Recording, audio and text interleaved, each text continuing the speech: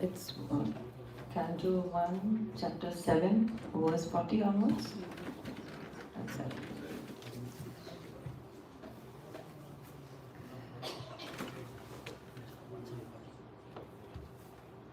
So I welcome you all for the session, the Bhagavatam class. I'm Radhika Krpa, a traveling international preacher from Delhi. I reside in Delhi, but I travel all over the world because of the orders of my Guru Maharaj, His Holiness Gopal Krishna Goswami Maharaj. So he asked me many years back in early 2000s that I should travel and preach. So according to his orders, fulfilling his orders, I started traveling from the year 2007, and since then I've been traveling almost half the world every year. Because of the COVID sometimes, it took us back 4-5 years, I didn't travel. But then I started the online preaching, and I have around about lots of people, those who have joined me in my online preaching groups. So they are with me from all over the world. So this time, it's first time in Calgary. I've been coming to Canada since 2009, but only to Toronto and Vancouver. 6 months back also I was in Vancouver, and it's first time I've been invited by Mataji. She invited me, she spotted me in Vancouver, and she asked me to come over. Just a few days back she called me up, and then she said, please come for this weekend to Calgary. So I'm here in Calgary for the first time. So thank you for inviting me here. Hare Krishna. Hare Krishna, thank you. Thank you so much. One check and put in check and then one time. So can I take a couple minutes to just introduce you? Yeah. You do it? So I'll just give a brief. You can take the mic.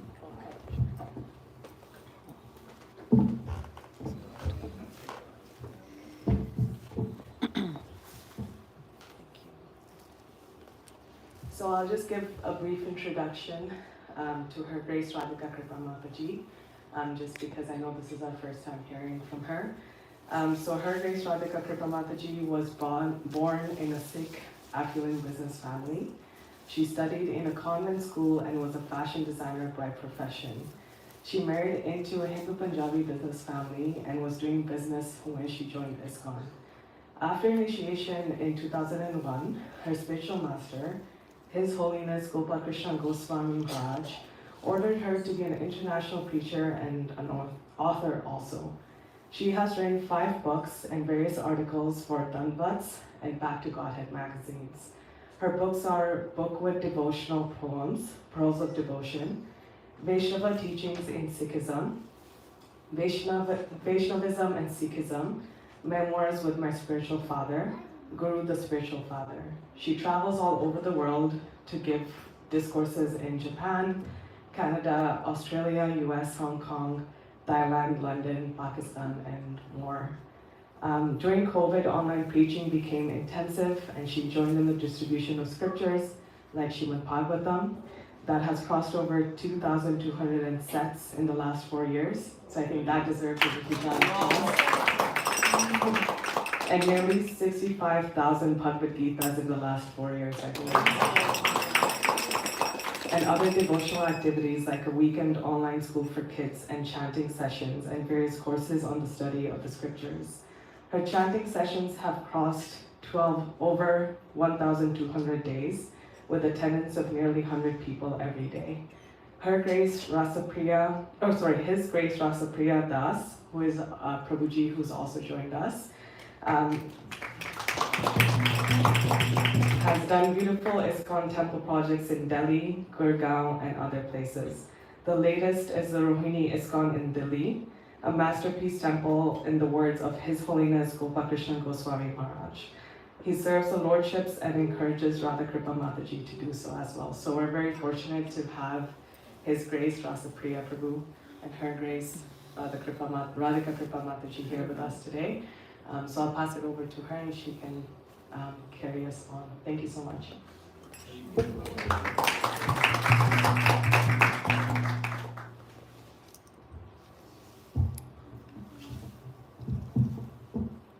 Hare Krishna. So we will be talking about making of temples as well. because I have come to know that you all also trying to make a big temple here. So I was asked to speak about the importance of temple making also. So Maya Prabhuji, as you have heard, Rasapriya Prabhu has recently, you must have seen the reels and the videos on YouTube that are floating of the Rohini temple in West Delhi. So he does all the art and architecture and all the interiors. Everything is done by him. So we have been giving honorary service to ISKCON for the last 25 years. So since we joined in '99, we both of us quit our businesses by 2001 or 2, and then we were giving full all-time service to Guru Maharaj and ISKCON. That's Srila Prabhupada's mission. So he has done 5 temples in Delhi, very beautiful ones, and the Rohini is the masterpiece of all of them. It's a 1,80,000 square feet in area, and the temple hall is it's approximately 15 to 16,000 square feet. The temple hall only. So, and it's done very beautifully, and the art is it's a masterpiece in art, and every nook and corner has been designed by him. You see the Bahadurgarh temple again in Haryana, a very beautiful one, he has done it. Then the Faridabad in Delhi, and then Gurgaon, there are 2 temples. One is still going on, he's making that one, and one is it's been inaugurated by Guru Maharaj. And it's again a very beautiful temple in Badshahpur, it's in Gurgaon itself. And he's making another 2, one in Yamunanagar and again one in Gurgaon. So we'll be talking about making of temples also, why Srila Prabhupada, how he said why temples should be made. So I thank you all for joining in today for the Bhagavatam class. So let's do the Jai Radha Madhava. Jai Radha Madhava, Jaya Kunja Bihari.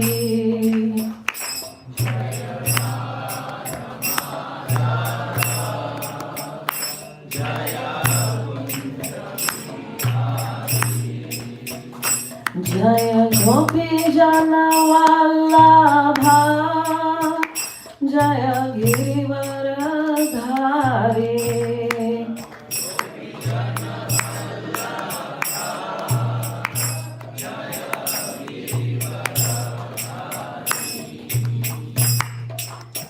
Jaya Radha Madhava, Jaya Kunja Bihari.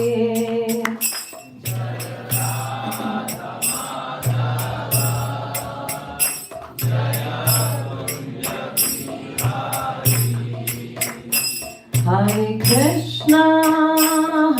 Krishna, Krishna Krishna, Hare Hare, Hare Rama,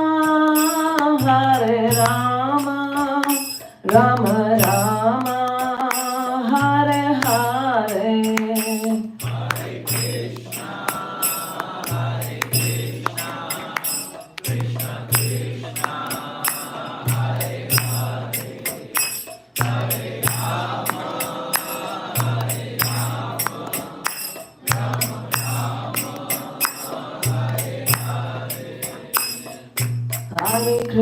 Hare Krishna, Krishna Krishna, Hare Hare, Hare Ram, Ram Ram, Hare Hare.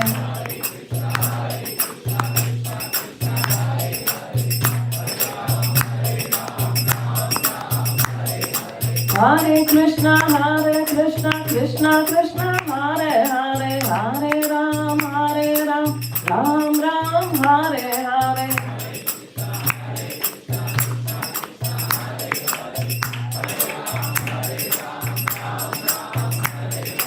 Hare Krishna, Krishna Krishna, Hare Hare, Hare Ram, Ram Ram, Hare Hare.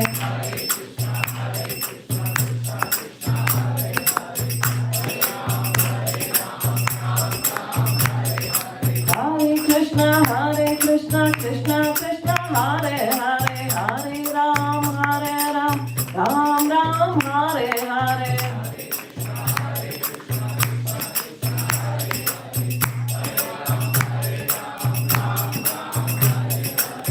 Radha Madhava, Radha Madhava, Radha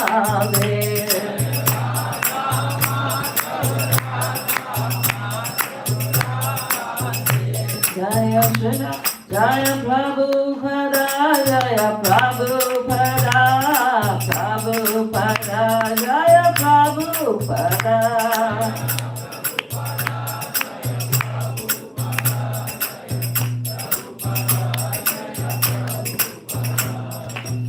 Jai Om Vishnu Pad Paramhansa Pravacharya Shri Prabhupada Ki Jai, Shri Gaurnitai Ki Jai, Shri Radha Madhava Bhagwan Ki Jai, ISKCON Calgary Yatra Ki Jai, Gaur Premanande, Hari Hari Bol. So we'll just do a little bit of the Bhagavatam and then I'll go to the importance of temple making by Srila Prabhupada. Om Jnana-Thimirandasya Jnananjana-Shalakaya Chakshunamalatam Yena Tasmai Shri Guruvai Namaha Shri Chaitanya Manobhishtam Sthapitam Yena Bhutale Swamrupa Kadamayam Dadati Swam Padantikam Vandeham Shri Guru Shri Utapat Kamlam Shri Gurayana Vaishnavanscha Shri Rupam Sagratam Sahagan Raghunathavitam Tam Sajivam Sadhvaidam Sarabhutam Parijana Sahitam Krishna Chaitanya Devam Shri Radha Krishna Padan Sagan Lalita Shri Vishakhanatavascha Hey Krishna Karuna Sindhu Dina Bandhu Jagat Pate Gopesha Gopika Kanta Radha Kanta Namastutai Tapta Kanchana Gaurangi Radhe Vrindavaneshwari Vrishabhanu Sata Devi Pranamami Hari Priye Vancha Kalpataru Bhaksha Kripa Sindhu Bhaivacha Paditanam Pavanebhyo Vaishnavbhyo Namo Namah Jai Shri Krishna Chaitanya Prabhu Nityananda Shri Advaita Gadadhara Shri Vasadi Gaur Bhakta Vrinda Hare Krishna Krishna Krishna Hare Hare Hare Rama Rama Rama Hare Hare. Hi Krishna. So please repeat this shloka after me so that we quickly go ahead. It's actually the canto 1 and the chapter 7 is about the son of Drona punished. So the son of Dronacharya being punished. It's this chapter. So this text 40 is by Suta Uvacha. Suta Uvacha Evam Parikshata Dharmam Partha Krishnena Chodita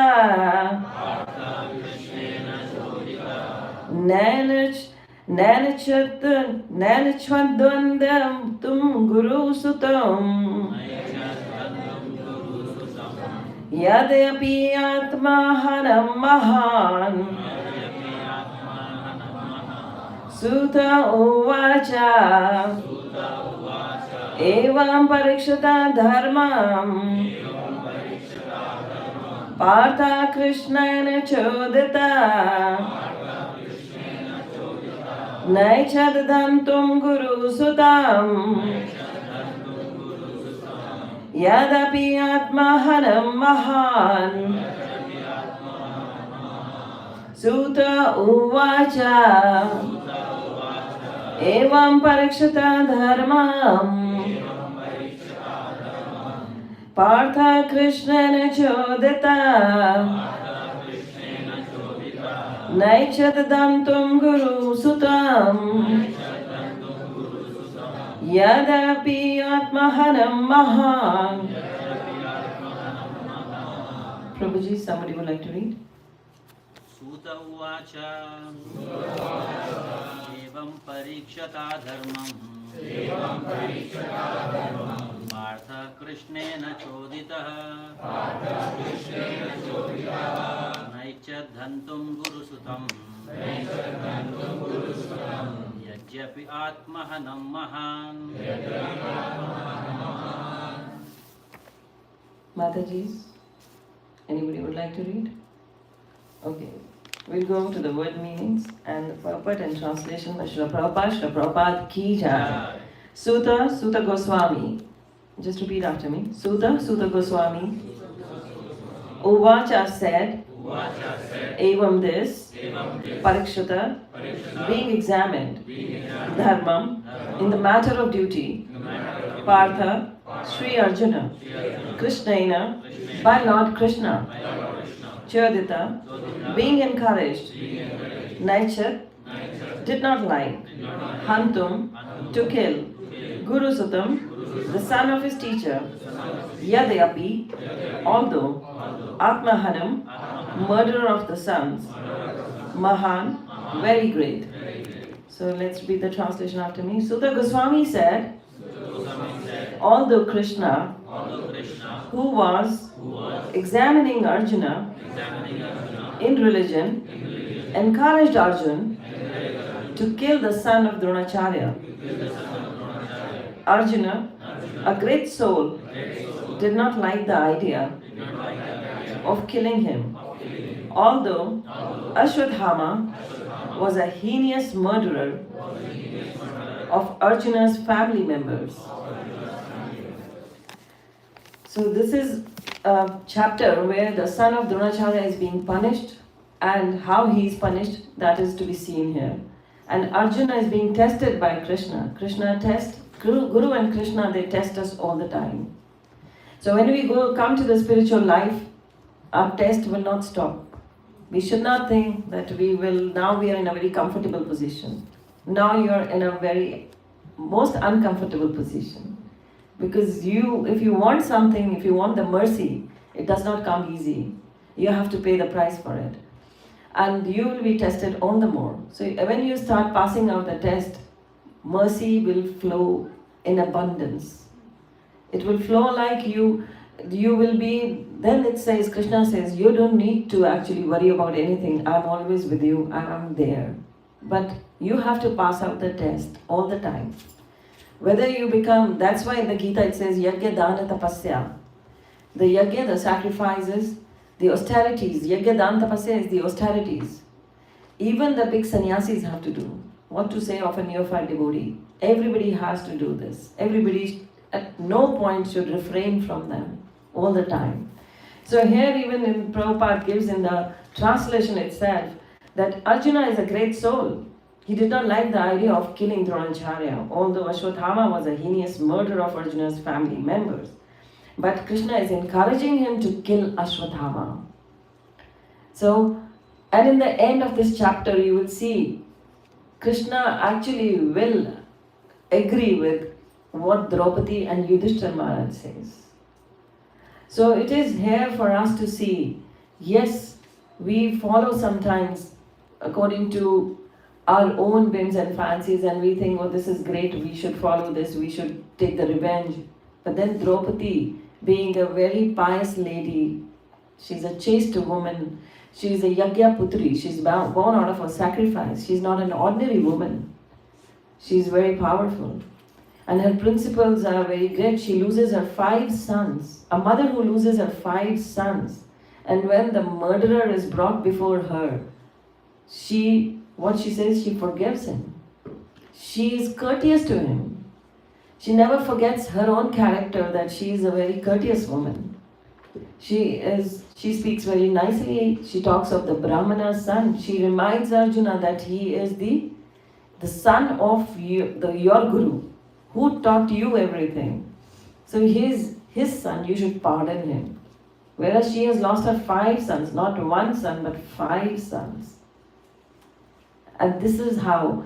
But then, how he is actually, they take away the money he has. In the end, when we will come there. So I was told that you go according to the scenarios. You don't just read a chapter, shloka wise.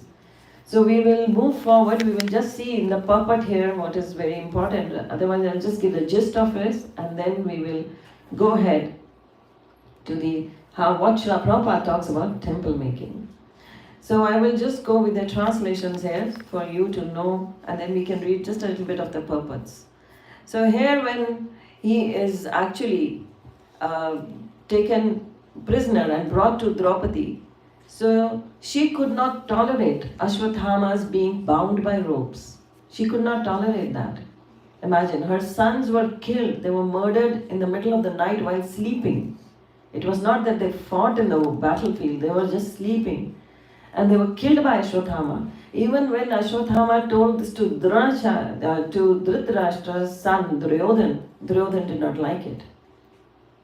There were some rules and regulations this battle was being fought. It was not just a terrorist attacks coming up.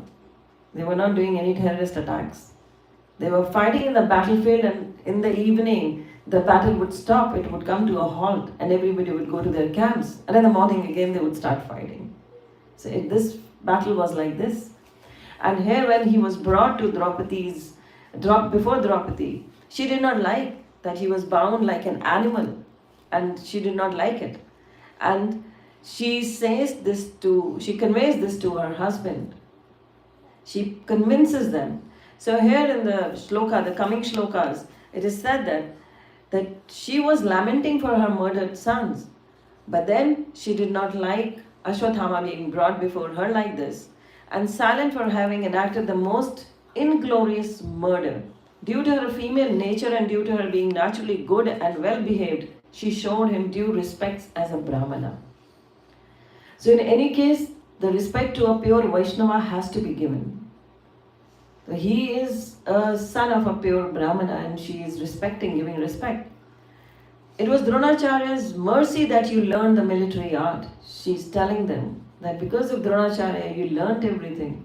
And she said, release him, for he is a Brahmana. He is actually our spiritual master. He's the son of the spiritual master. He is like the spiritual master himself. Like Krishna, the parampara is coming from Krishna. So Guru Parampara starts from Krishna, so we respect the Guru as Krishna himself, though he is not Krishna.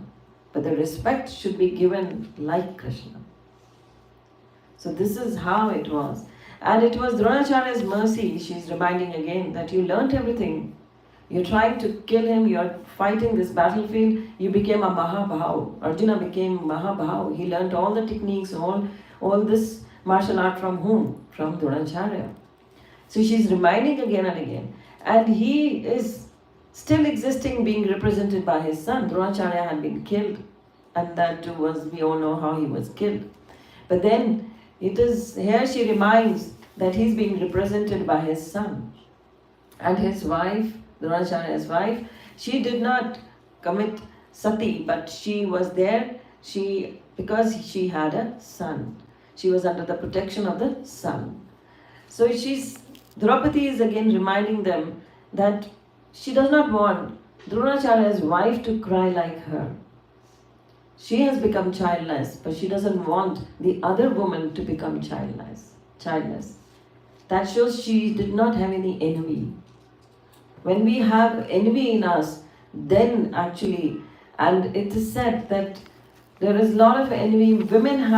They actually carry a lot of envy among themselves. A woman is said to be, most of the times, she's an enemy to another woman itself. Like we see in natural families also.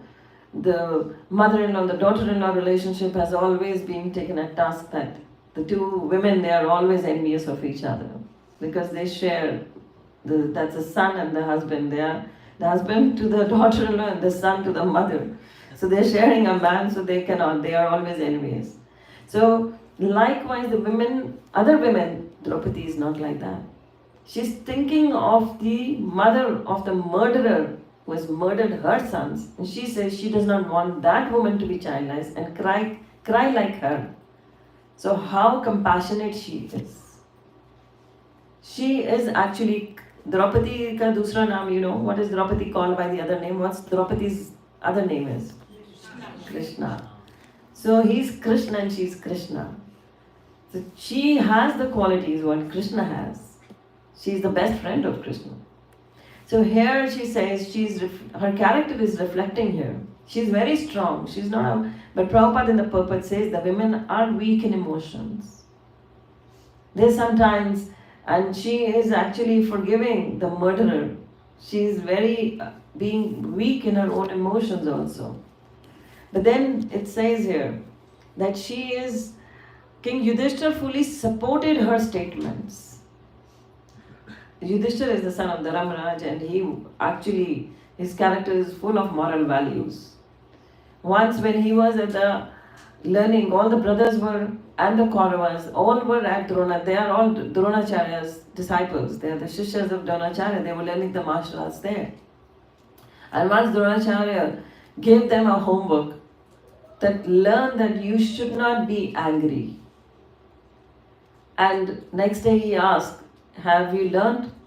And everybody said, yes, we have learned the lesson. But Yudhishthira Maharaj said, no, I haven't learned the lesson as yet.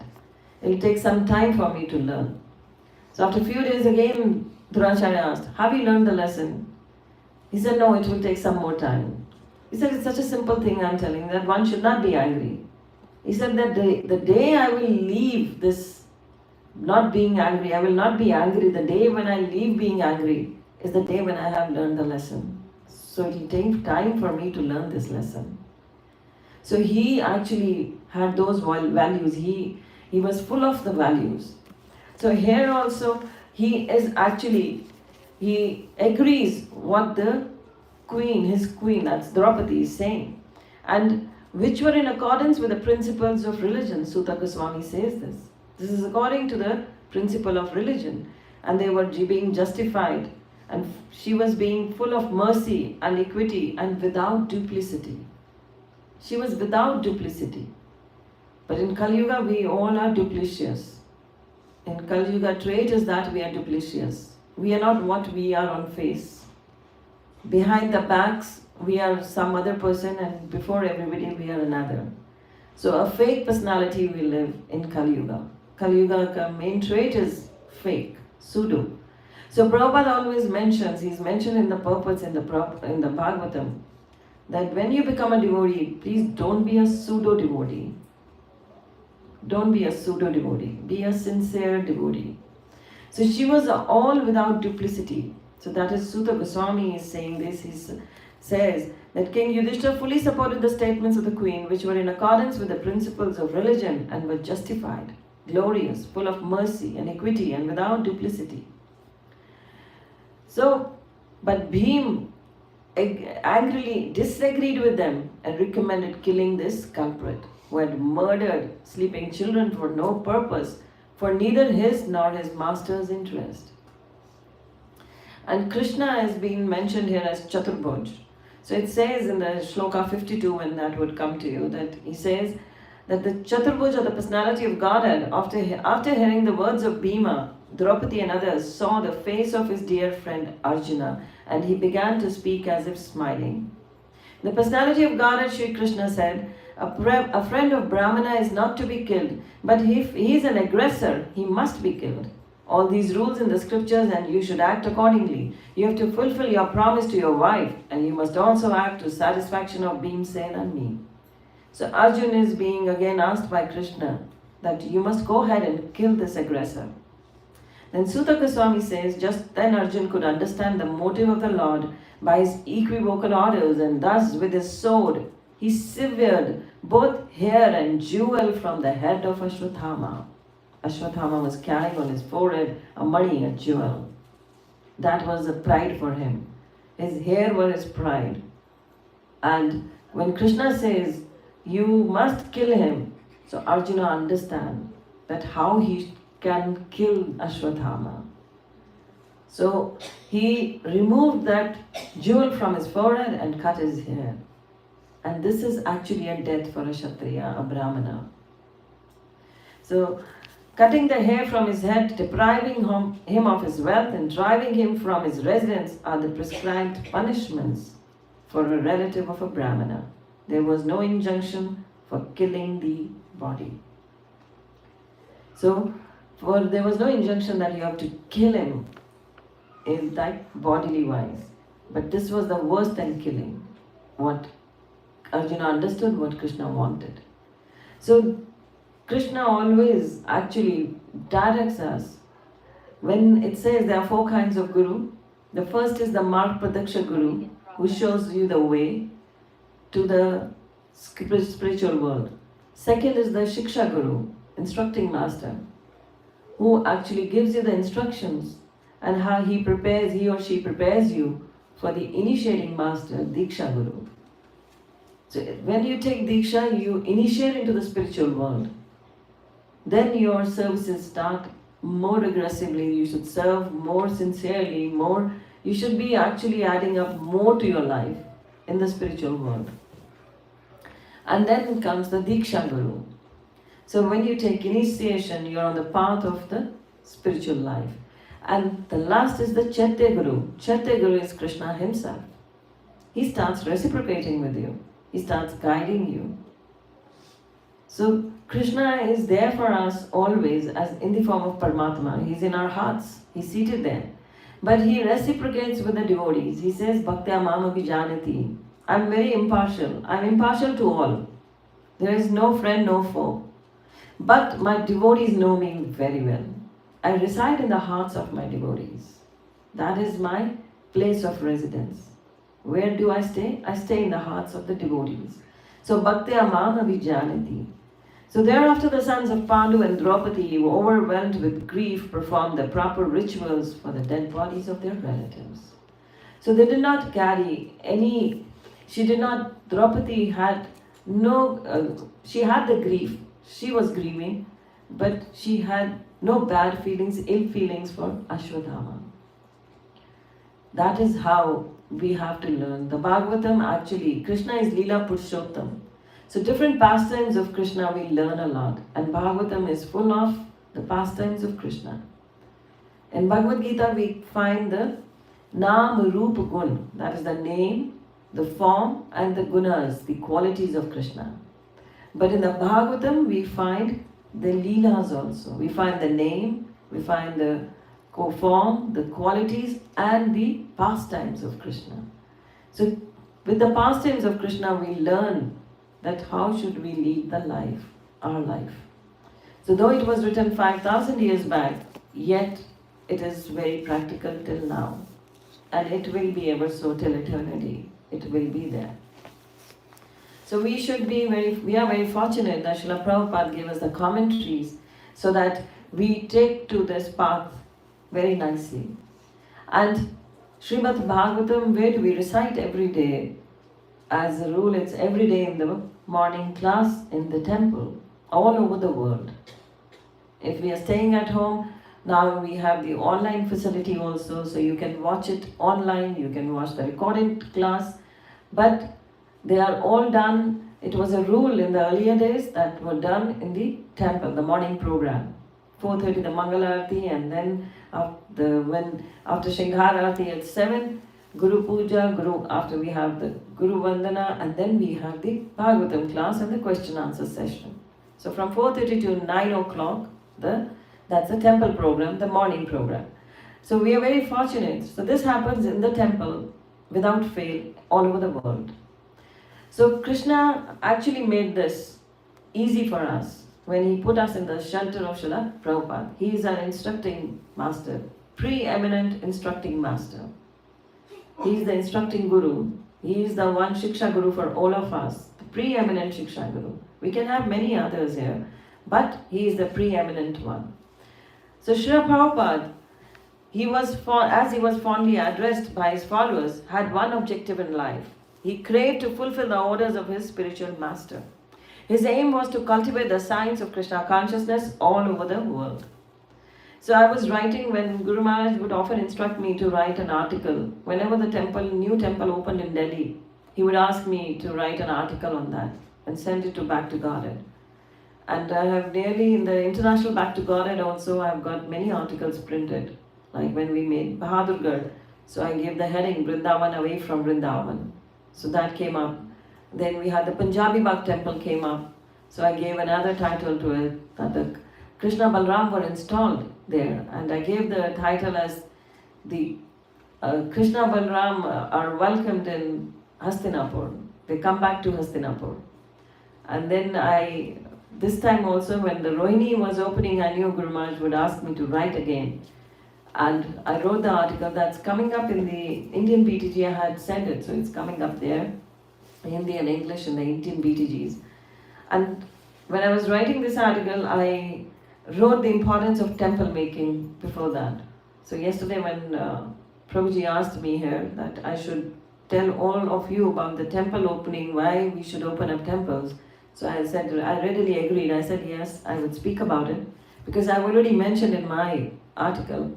And before Guru Maharaj left for the Goloka, he asked me how the article has been. So I was very fortunate. I read the whole article to him. So he heard it from me and then he said, it's very nice, nicely written. So I will just go ahead and I will just mention a few points where Prabhupada has talked about the temple. To achieve real unity and peace in the world, Prabhupada encouraged the construction of temples. So you see how it is important, how we can have peace and unity in all over the world. Not just by having a UN wouldn't work. UN is hardly functioning. We are seeing so many of things happening already in all over the world. But what would stop all these wars? Prabhupada was very sure that when you make these places like temples, they are actually the oases. So it's there, he said always, that he wished very much to facilitate deity darshan, to encourage participation in the festivals, and to promote them as centers of learning and timeless wisdom of the Vedas, especially the Gita, the Bhagavad Gita, Srimad Bhagavatam, and Chaitanya Charitamrita. So these are the places where you actually can read all these, can understand, can actually get to study them. So temple is very much needed. It's not just 4 walls are made and a deity is placed there, just for you to come and sing artis and go back home. No, these are for the deity darshan. They have been invited by the pure devotees of the Lord. Pran Pratishtha has been done. And it says here, Prabhupada often said that temples, ISKCON temples, were like oases in the middle of the desert that would provide much needed relief from the blazing fire of material existence. Henceforth, building up such places of devotion was a necessity. Within a span of just 12 years, Srila Prabhupada had supervised and constructed 108 Hare Krishna temples around the world in just 12 years. Under the banner of the Hare Krishna movement led by His Divine Grace A.C. Bhaktivedanta Swami Prabhupada, this is a feat unparalleled in history. Once Srila Prabhupada said, if you build a temple of Lord Krishna in this world, He will build a palace for you in the spiritual world, Vaikuntha. So if you help, if you give a meager help also in building up a temple for Krishna, where these all things are happening, where all the Vedic scriptures are studied, where the propagation of the holy name is done, so that if you help in building, Krishna is building a palace for you in Vaikuntha. You will get a place to stay there as well.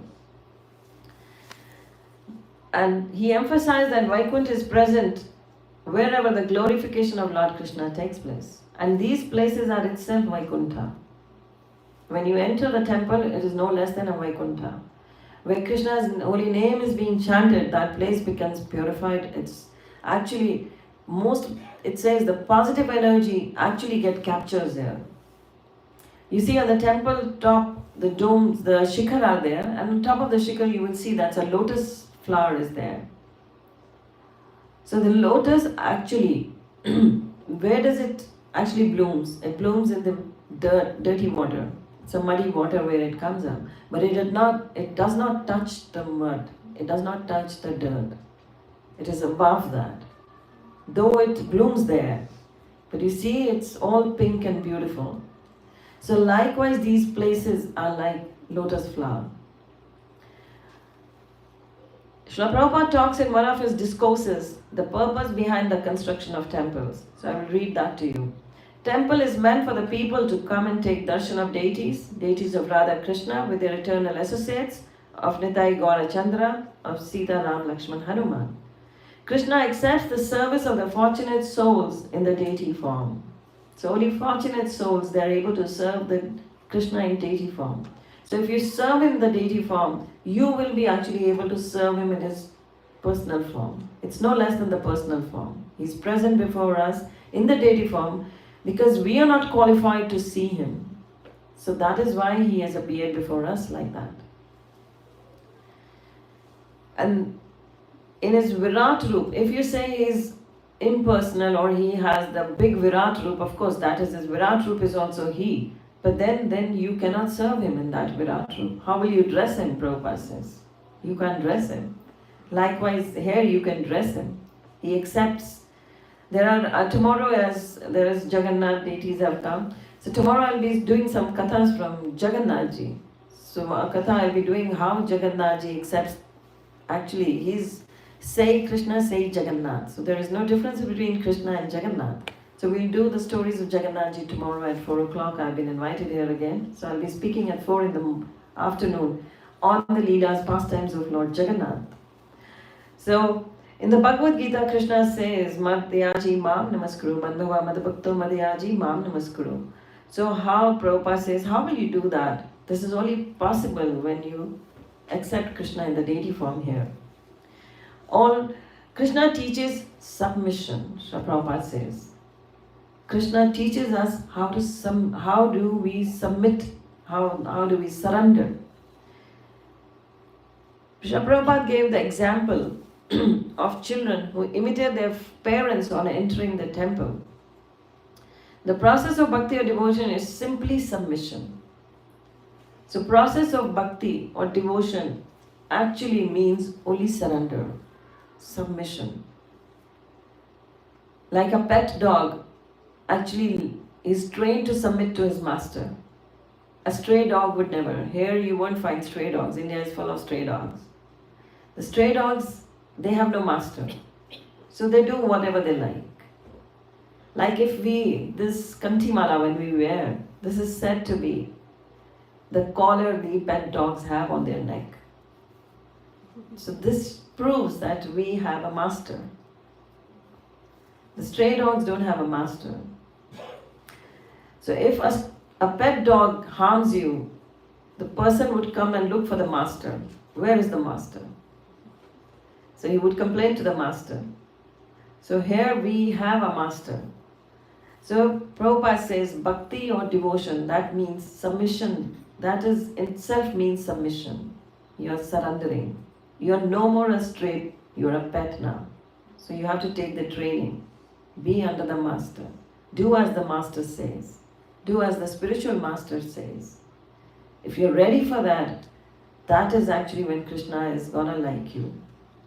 He's gonna take you, because it says in the simple language, Krishna says in the Bhagavad Gita in the 11th chapter, 55th verse, he says, Matparmo, he says there, that the Manmukh Jiva, the mental speculators, they are full of dirt. They'll commit sins.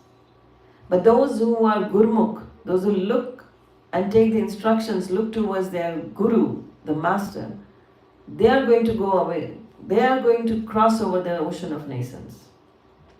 They'll cross this Bhavsagar. Others will fail to do so if you are a Manmukh. So here Prabhupada says this, that the devotion means submission. Temples are established solely for this purpose. That how you give submission means seva. Those who serve the spiritual master and Krishna, those who are serving in the temple, little bit of service if you also do, just mopping the floor, just doing anything in the temple, it's equal to worshipping to Krishna. If you even give a small amount of money, even Lakshmi, for the making of the temple, you are actually serving Krishna. I was in Vancouver recently. I won't name the person. I met a couple. And that couple, they said they had joined coming to ISKCON a long time back. And they said when they first came to Vancouver temple, the announcements were being made that the temple roof is leaking. So the repair has to go on, and they were collecting Lakshmi for that. So she said, my husband said 1,500 for the seva. She said, and then announcement came up that Krishna has given us roofs over our head. And it's shameful for us that we can't repair the roof that is leaking on Krishna's deity's head. So she said, I was so moved by it. My husband was moved. We said, okay, we'll give 5,000 more. And others were also making their pledges. So she said, we pledged 6,500. And then she says, there was not that much of amount in our banks. We had just given a check, but the amount was not there in our accounts. And they had some dead money that was lying. They were asking some of their vendors to give the money, and they were not pouring the money in the account. But when the check was given to Krishna, that there is 6,500 rupee dollar check had to be encashed.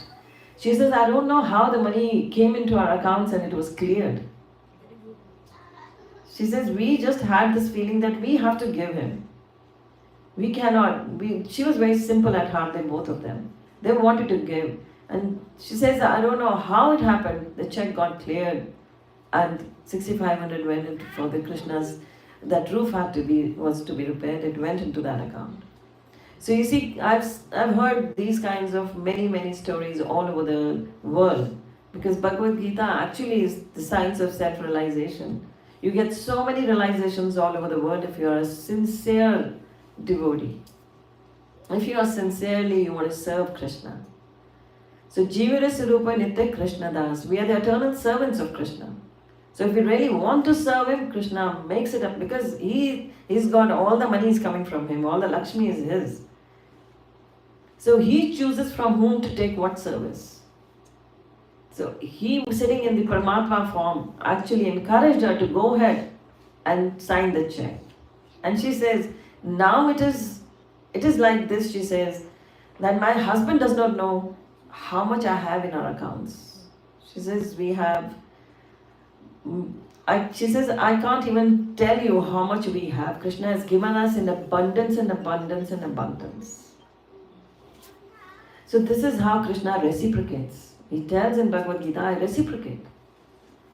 So Prabhupada reminds us about this. When someone enters the temple and pays obeisances to the spiritual master and the deity, he or she is bound to become perfect one day. If you just enter the temple, pay obeisance to Srila Prabhupada and to the deities, it is certain that you will become perfect one day. It can be in this lifetime, it can be in the more coming lifetimes, but you will become perfect.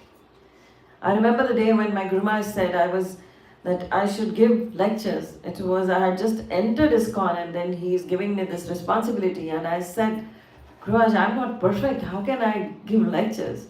He said, one day you will become perfect. And that's what Prabhupada says here. And then Prabhupada gave the example of children who imitate their parents on entering the temple. A small child offers obeisances following his parents. It may be said that they are imitating, but not all children imitate. They are not ordinary but fortunate souls who come to the temple, offer obeisances, dance in the kirtan. Any activity in the temple is not in vain. Any activity done in the temple is not in vain. It will not go fruitless. Krishna sees every single moment what you give here. He says, I am indebted to even to those who once say Hare Krishna. What to say of those who are chanting 16 rounds every day, and those who are giving services to the temple, those who are giving services to the spiritual master.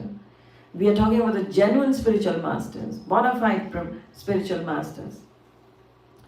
Then Prabhupada says here, worship of deities in the temple is meant for our purification. Krishna does not want anything. He has everything. He's given it to us. We belong to Krishna. Everything belongs to Krishna. But he takes the service from us for our own purification. This service will purify us. Just by seeing deities, offering flowers and fruits to deities, simply by chanting the Mahamantra, our mind becomes conscious of Krishna. We think of Krishna and immediately transport one to the spiritual world. These are all the words from Srila Prabhupada from different lectures. So we think of Krishna and immediately transport to the spiritual world. Srila Prabhupada clearly put forth to the devotees that temple is a nice house that people visit and stay. They attend aartis, celebrate festivals, listen to the Vedic knowledge and honor prasadam. Temple means spiritual activity. This is the definition of temple. Temple is not just plain walls and just deity installed there, as I said earlier. It is actually the place where spiritual activities happen. So temple means spiritual activity. If you are inactive in the temple, then what are you doing here? We have to give a little bit of service. Everybody has to give. It is stated in the Vishnu Rahasya, any person who arranges for the service to the Lord, just as a king is given service by his attendants, is surely elevated to the abode of Krishna after death. It's written in the Vishnu Rahasya Puran that those who give little bit of service even to Krishna here, just like as the king gets a service from his subjects, just like we serve Krishna, he's the king of the kings. We have to serve him. So if we do a little bit of service, we will be elevated to the abode of Krishna after death. It is stated, actually in India, the temples are just like royal palaces. These are words of Srila Prabhupada. He always wanted the temples to look like palaces. They are not ordinary buildings because the worship of Krishna should be performed in just the way that a king is worshipped in his palace. So in Vrindavan, there are many hundreds of temples wherein the deity is worshipped exactly like a king. In the Naradiya Puran, it is stated, if person stays in the Lord's temple even for a few moments, he can surely achieve the transcendental kingdom of God. So even if you stay in the temple for a few moments and you are totally engrossed in the worship of Krishna, in the chanting of the holy name, sincerely, with no duplicity, you will be elevated one day to the kingdom of God. That's given in the Naradiya Puran. Those who are rich men in society should be encouraged to construct beautiful temples and arrange for the worship of Vishnu. So why they were born in the rich families? Why a person takes birth in a rich family? That to serve Krishna more opulently. To give, actually this money belongs to Krishna. If you give, you will get more.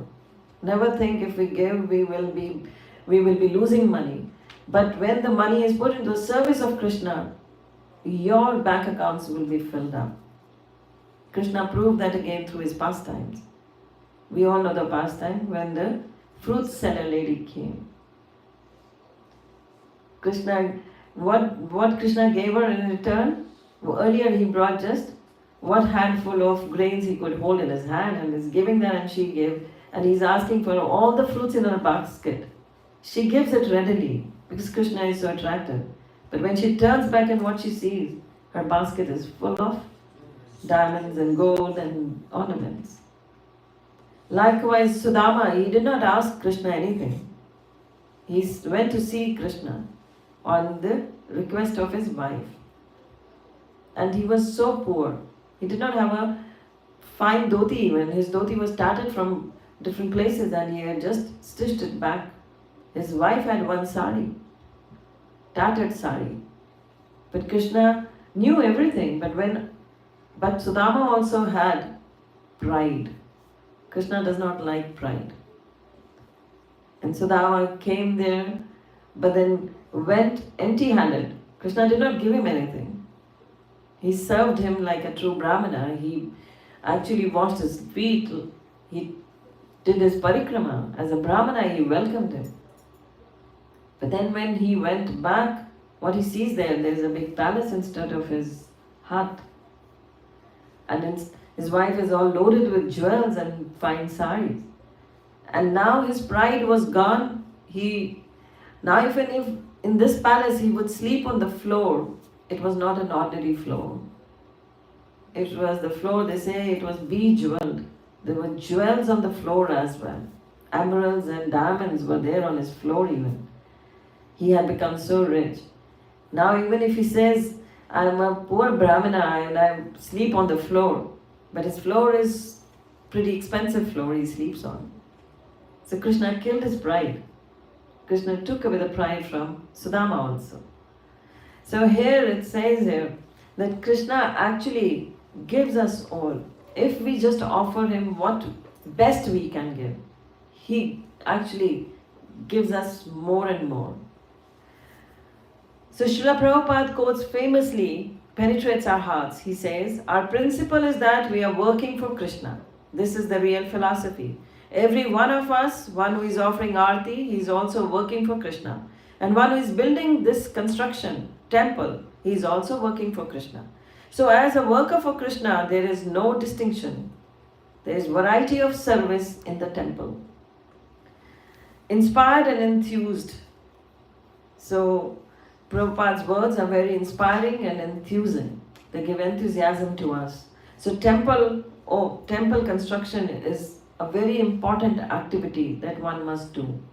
Beautiful temples must be built for Krishna. Palatial temples must be built for Krishna. So that is what Prabhupada wanted, and that's what our Guru Maharaj also instructed. And that is why in Delhi we have 18 temples. When Prabhupada left this planet, there was the deities he installed, at that time they were Radha Partha Sarthi. They were in a rented house, a small rented house. And he asked His Holiness Gopal Krishna Goswami Maharaj that in Delhi there must be minimum, there should be it says 1.5 dozen temples. Because Delhi is the capital, and in every nook and corner of Delhi there should be a temple. And our Guru Maharaj took those words to his heart, and he made a palatial temple in east of Kailash where the original deities Shri Radha Partha Sarthi that were installed by Srila Prabhupada came. They are still there. They're very beautiful deities. And then this temple is a big one. And Guru Maharaj made similar kinds, bigger temples that have been made recently in Delhi. There are other palatial temples. So Guru Prasad Swami was recently there. He's now the new GPC for us in Delhi. So he is spending time in Delhi, and in his words he says that it is amazing to see how this big temple works, Shri Radha Partha Sarthi.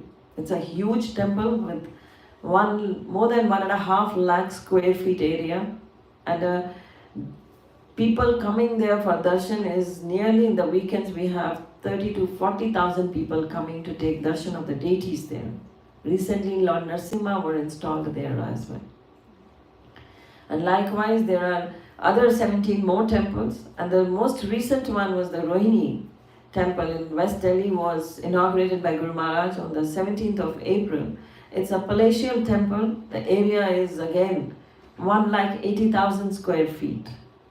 The temple hall, as I said, it's more than 15,000 square feet. And it's not only the temple hall is very beautiful, the exteriors, the interiors, we have a Govinda restaurant, we have a guest house, we have Brahmachari ashram, we have banquet halls, devotee prasadam hall. They're all like very, very beautiful, just like at the staircases, the majestic stairs that go up to the temple hall. They are very beautiful. It's got chandeliers. You can see that on the YouTube, or when you visit Delhi, you can please go and have a look for yourself. And now, nearly 5,000 people come every day to take darshan, and on the weekends, they say it is like 30 to 40,000 people coming to take darshan of the deities there. We have Pancha Tattva, and it's only temple in the north of India after Mayapur where Pancha Tattva have been installed. And they were extremely beautiful, installed by various sannyasis and senior disciples of Prabhupada, those who came and installed them. And it was, you can follow me on Instagram and see on the reels, I have put many reels of Rohini where Guru Maharaj was there. He was so happy to see all the ceremonies going on. He was participating on those ceremonies, and he was fully active with us. So this is how the Rohini temple was made. And Guru Maharaj has been instrumental in opening hundreds of temples all over the world, in North India and all over the world. So that is how Srila Prabhupada's mercy has been, and it's Guru Parampara that actually has to be served. So when we are serving Srila Prabhupada and the Guru Parampara, we will get the most benefit. We are the benefited souls. So it has to be done without any duplicity. We should donate, we should give in charity for the temple, because temple construction is the medium with which we can please the spiritual master, we can please Krishna, and we actually get a place in Vaikuntha. It's the truth. It's not just for the sake of we are saying, it is not that. It's from the Puranas, it's from the different scriptures, and it is the truth. So we should all endeavor to make beautiful temples, and I really appreciate that you all are also trying to build a nice temple. So I wish you all the luck. I really wish that you may be successful. In the coming years, we should have a beautiful palatial temple here as well. Hari Bol. Thank you. So any question anybody wants to ask? Just one or two questions we can take. Any question? Yes, Mataji. Hare Krishna, Mataji, Dandavat Pranam. Dandavat. Thank you so much for such beautiful class, Mataji. Mataji, I wanted to ask, you mentioned about Yajna, Tap and Jnana, the three things. You mentioned about Yajna, Tap and Jnana, the three things, the three important things to progress in spiritual life. I have a little idea about Gyan, but I wanted to... Yajna, Dan, Tapasya. Tapasya, yeah. Can you elaborate upon... It's in the 18th chapter where Krishna says that Yajna, Dan, Tapasya, everybody should be doing it, even the sannyasis. So the Yajna is the Sankirtan Yajna. In the Kali Yuga, only Sankirtan Yajna, not the homas, havan, what we do. Because they are not done by... of course, we perform them during when we do, in ISKCON we don't find any rituals of that kind, only during the deity installation or some other installations we do that. But they are actually done by very qualified brahmanas. But outside world you see, hardly we find any qualified brahmanas. So yajna, dana, tapasya. So dan has to be given, the charity. So dan, a true brahmana, it is said, a Vaishnava, a true Brahman, he performs actually 6 kinds of work. That is Patan, Patan, Yajana, Yajan. So Patana, Patan, he takes the knowledge, he gives the knowledge. He actually, Brahmana is qualified, a Vaishnava only, a pure Vaishnava is qualified to do that. He takes even to accept the gifts, it is the true Brahmana only can accept and then distribute back. So Yajna, Dana, Tapasya, Dan has to be actually very carefully given. We cannot just go on the roadside and give some money, to a homeless or a beggar. One has to be very chewed on a fact that whom we should give the dan, the charity. So charity has to be very carefully done. So tapasya, what kind of tapasya one should do? Sometimes for political motives they sit on hunger strike. That is not tapasya. And they name it a tapasya. It's not tapasya. Tapasya is done only to go back to God and to go to the Supreme Lord. That is tapasya. Coming for Mangalarti is tapasya. Following the 4 regulative principles is tapasya. So we should follow this tapasya. We should know what austerity we have to follow. So that is why Krishna, he indicates in the Bhagavad Gita everything for us. He makes it clear. What kind of yajna one should do, what kind of charity one should do, and what kind of austerity one should follow. So that is important for us. Thank you, Mataji. Hare Krishna. A whole class can be given on that, but just in brief, I can tell you this. Any other question anybody has? Yes, Mataji.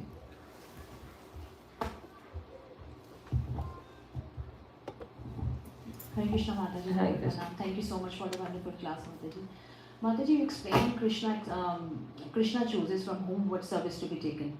So are we supposed to desire for any specific service or no? Krishna actually is seated in our heart. So he will speak through. If we really want that service, Krishna will plan it for us. And that service we will get. So we may desire so. Serving Krishna we can desire. But for the material activities, we should not be desiring those. That we have to be very careful because we have a minute independence. If we desire for material things, Krishna is going to fulfill that also. But for the service, he has chosen few from whom he will pick and choose. He will take the service. Like this actually becomes very obvious when we serve the spiritual master. So that is how, if we are serving spiritual master, if the spiritual master is pleased, it's definite Krishna is pleased. So that is the way. So in following just the instructions of the spiritual master, desiring, there are 3 kinds of, disciples of a spiritual master. The first is, he just understands the mood of the spiritual master. Spiritual master does not have to say him do this. He just knows that spiritual master who expects this and he does it. Secondly is the disciple whom the spiritual master says, do this, and then he does that. That's also good. He is also a good person. First one is the first class. Second one is actually the second class, where he has to tell him, do this service, and he does it. The other one, he does not say even, and the other does that service. Already understands the mood of the spiritual master and does it.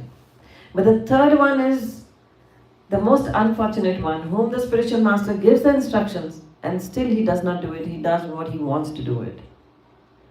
So in the third category, we should never be in the third category. At least we should be in the second and the first category. We should do before what is expected from us. We know the instructions, what Srila Prabhupada gave, what the instructions our spiritual master has been giving us the training through the Shiksha Gurus. So we know it. And yet we say, I didn't know that. So that means we are the third class ones.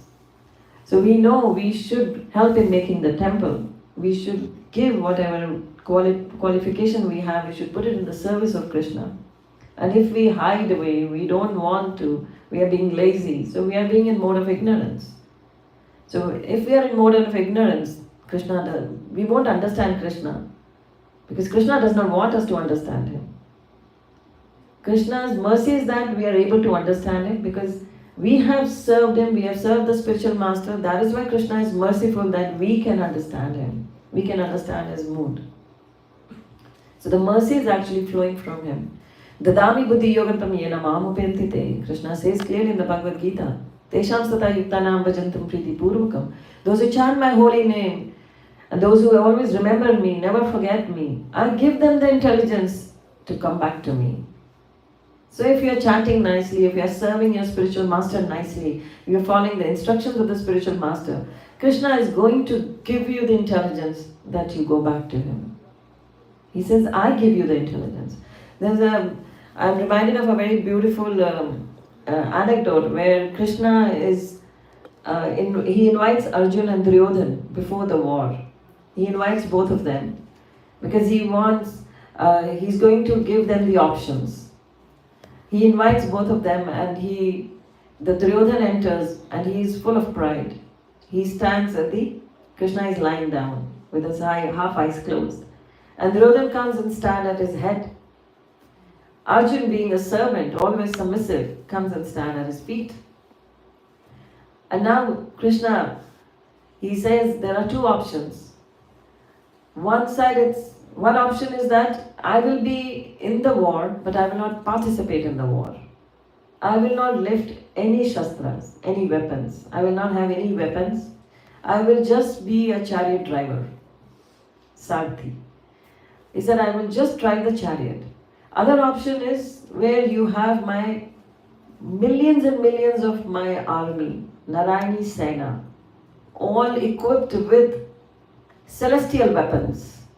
All equipped with celestial weapons, the other option. Millions of those. So now it's up to you, for both of you I'm putting up these options.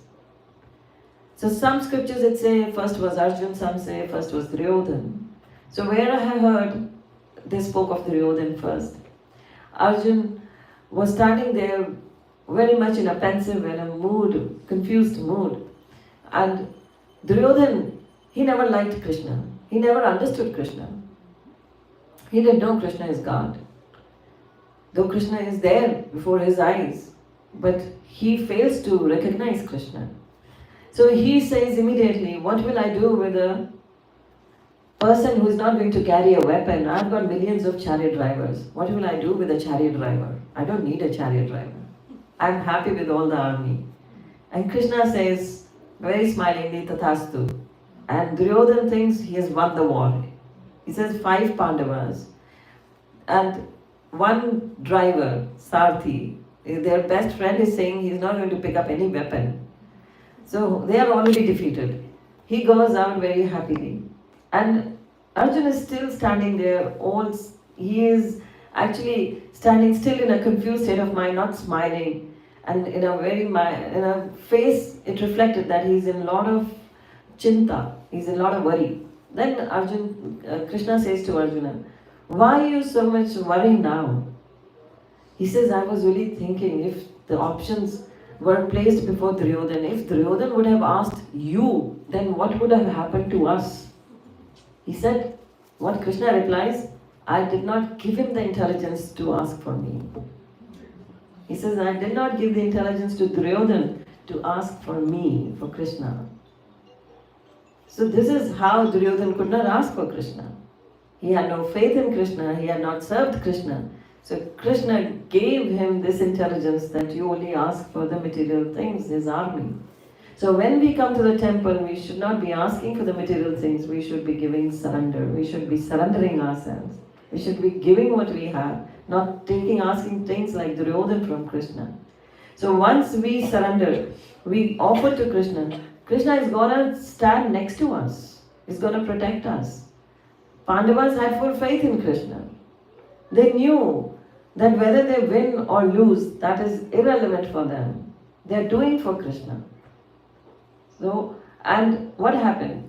When Arjuna is being hit by the arrows coming from Bhishma Pitama, who came up to his rescue?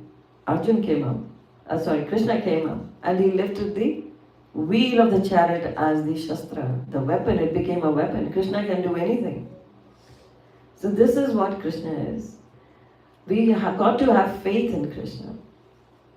So our faith, actually we say always, faith moves the mountains. So if you have faith, everything is going to be revealed to you. If you don't have faith, nothing, you may read the scriptures 1,000 times, nothing will come to your mind. It won't stay there because you're lacking faith. So faith actually is built up when we sit in the association of devotees.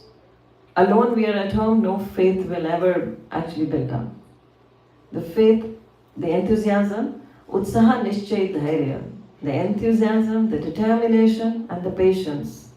This all given by Rupa Goswami says, where does it come? When you sit in the association of devotees. So when the enthusiasm is very important in spiritual life. If you lack enthusiasm, then your spiritual life ends. It finishes. So enthusiasm should be always there. And Guru Maharaj was the one who always enthuses us, all his disciples, that yes, you can do it. Yes, you must do it. And he actually moved us. He was the pillar for us. So yes, he's still there with us and he has motivated all of us, his disciples. And me being in a female body, he would say, I want you to travel the world. He sent me, I've got mail from him in the year 2003 or 4 it was, he wrote to me from Russia that I hope one day you will spread Krishna's message to the whole world. So his faith actually motivated me, that he has faith in me. I was yesterday telling, I don't know how many of you were there yesterday in the program, when I wrote the Vaishnava Teachings in Sikhism, the book, it was not written and he had already was telling everybody that she has written the book. And I had not written a word. And then I had to sit and write because he told that yes, she has written a book and then as being his, because he was telling me all the time and I was actually refraining from writing because I did not have that faith in myself. How can I write a book?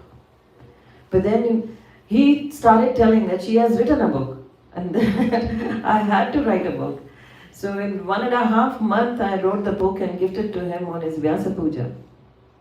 So that I'm sorry, I had very few copies left and yesterday they all went off. There was Vaishnava Teachings in Sikhism and I'm left with only 2 copies of the other book. Oh, she's placed it. So that's Guru the Spiritual Father, that came up last year. I offered this to Guru Maharaj. And he gave in the foreword, he wrote here, it's my pleasure to recommend the serious practitioners of both Vaishnavism and Sikhism this book that treads the steady path of faith to the Supreme Lord through the medium of the bona fide Guru, whilst establishing the underlying commonalities among both the faiths.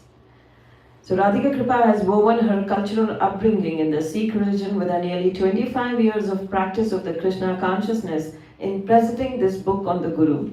The previous books by her on Vaishnava Teachings in Sikhism and Vaishnavism and Sikhism were widely appreciated, and it is encouraging that she is continuing her service to the Guru Parampara by presenting this new book, the Guru.